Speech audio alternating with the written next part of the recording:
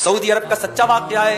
एक इंसान को बेटी हुई, अगली बार उसने दुआ की अल्लाह बेटा हो जाए, फिर बेटी हो गई। एक के बाद एक, जब 6 बेटियां उसके घर में हो गई, 7वीं डिलीवरी का टाइम आया, उसने अपनी बीवी को धमकी दे दी।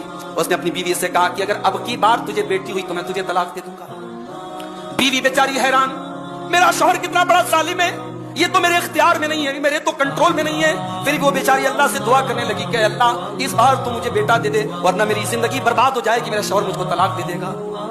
मेरे प्यारे साथियों, ये सऊदी अरब का सच्चा वाकया है। वहां के उलमा ने लिखा है, शौहर ने रात में ख्वाब देखा, शौहर को अल्लाह ताला ने ख्वाब दिखाया। शौहर खुद कहता है कि मैंने ख्वाब देखा कि मैं जहन्नम के दरवाजे पर खड़ा हूं, जहन्नम के दरवाजे पर खड़ा हूं।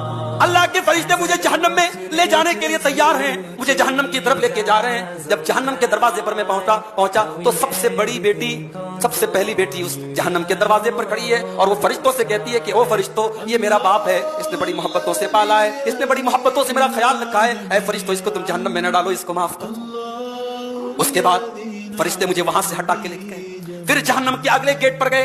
जहन्नम के अगले गेट पर मेरी दूसरी बेटी खड़ी थी। उस दूसरी बेटी ने फरिश्तों से कहा, ऐ फरिश्तों, ये मेरा बाप है, इसने बड़ी मोहब्बतों से मुझे पाला है, इसको छोड़ दो, हमारी वजह से इसको छोड़ दो, इसको जहन्नम की आग में न डालो।